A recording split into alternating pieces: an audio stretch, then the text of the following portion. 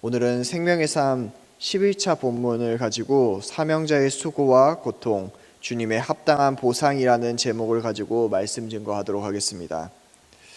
오늘 우리가 맞이하고 있는 이 45장은 서두에서부터 여호야김 제4년에 임한 말씀이라고 분명하게 이야기를 하고 있습니다. 이것을 시대적 배경으로 살펴보게 되면 36장, 예레미야 36장의 1절의 내용과 부합하게 됩니다. 어제 본문까지는 유다 땅에 거하라고 하나님의 말씀을 하셨음에도 불구하고 그것을 듣지 않는 사람들이 예레미야와 바룩까지 끌고 애굽으로 내려왔던 이야기를 우리가 계속해서 보게 되었습니다.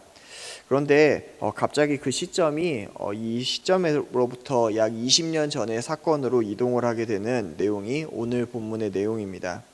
그래서 이 시점의 변화 때문에 우리는 혼돈이 오기도 합니다. 이 말씀이 어제의 말씀과 이어서 봐야 되는 말씀인지 아니면 예언의 말씀이기 때문에 중구난방적으로 진행되는 말씀인 건지 아니면 성경에 오류가 있어서 이 말씀이 이렇게 진행되는 건지 우리에게 혼돈이 찾아옵니다. 사실 이 본문은 배경상이나 아니면 내용상으로도 36장 전후에 배치되어서 기록되어야 되는데 하나님은 오늘 이 본문을 여기에 분명하게 놔두심으로 인하여서 의도하신 바가 있습니다. 오늘 본문은 하나님께서 예레미야가 구전하는 것을 받아서 기록하는, 그러니까 예레미야에 집중하는 것이 아니라 바룩에게 집중하여 바룩에게 초점을 맞추고 계십니다.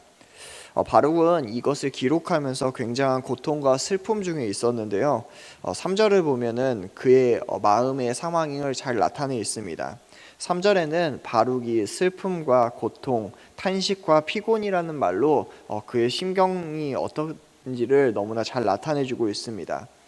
바룩이 이렇게 고통과 슬픔 중에 있는 이유는 바룩이 기록한 예레미야의 예언의 내용 때문인데 그 예언의 내용이 좋은 내용이 아니라 그들이 이제 곧 멸망을 당하게 되고 그들이 멸망을 당함으로 말미암아 모든 것이 심판을 받는다고 하는 심판의 경고 메시지였기 때문에 그의 마음속에는 이미 상함이 가득하였고 그 내용을 기록하여서 전달하였음에도 불구하고 왕이나 예레미야를 반대하는 많은 자들이 그들을 박해하고 그들에게 일신상의 고통과 또한 슬픔을 계속해서 주기 때문에 그들의 상황은 슬픔과 고통, 탄식과 피곤이라는 말로 정리가 되어 수 있습니다.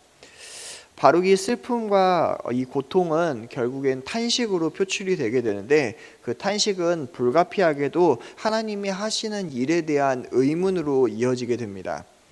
이는 우리에게도 동일하게 다가오는 일이기도 한데 더 악한 악을 심판하지 않고 왜 하나님은 어째서 우리를 심판하십니까? 왜 어째서 나에게 이러한 고난을 주십니까? 왜 나만 이러한 형벌을 받습니까? 라고 하는 이 일을 제기하게 되는 겁니다. 그러한 바룩의 마음속에 질문을 아시는 하나님께서는 그에 대한 답변으로 4절과 5절에 이렇게 대답을 하십니다. 내가 세운 것을 헐고 심은 것을 뽑기도 하나니 온 땅에 그러하다라고 이야기합니다. 하나님은 이러한 바룩과 우리의 질문에 대해서 어떠한 구체적으로 하나님께서 풀어가면서 이야기를 해주시는 것이 아니라 가장 먼저 이야기해 주시는 것이 바로 하나님의 절대 주권입니다. 절대 주권이 하나님께 있기 때문에 라고 이야기하면서 또한 그가 받는 상처에 대해서 위로를 하시기 위해서 3절부터 했던 그 질문에 대한 위로로 46장부터 50장까지 그가 가지고 있었던 질문의 답인 이스라엘을 괴롭혔던 열방들이 왜 심판을 받는지 어떻게 심판을 받는지에 대해서 알려주시며 그에 대한 의문점을 풀어주십니다. 그런데 하나님은 이 의문점을 풀어주시기에 앞서서 하나님은 먼저 바룩에 대해서 이렇게 이야기합니다. 그 말씀은 바로 5절에 등장을 하는데요. 내가 너를 위해서 큰 일을 찾느냐? 라고 물어보십니다.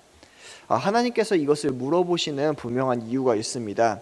이것은 또한 바룩뿐만이 아닌 많은 크리스찬들이 범하고 있는 실수 중에 하나이기도 합니다. 하나님이 큰 일을 하고 있음에 불구하고 마치 그 일이 자신이 없으면 안 된다라고 생각하는 사람들이 너무나 많습니다. 그래서 모든 책임과 결과까지 자기의 두 어깨에 짊고 가는 경우가 굉장히 많으며, 또한 자신이 없으면 안 된다라고 생각하기 때문에 하나님의 일에 있어서 자신이 굉장히 높고 귀중한 사람이라고 생각하는 경우가 많습니다.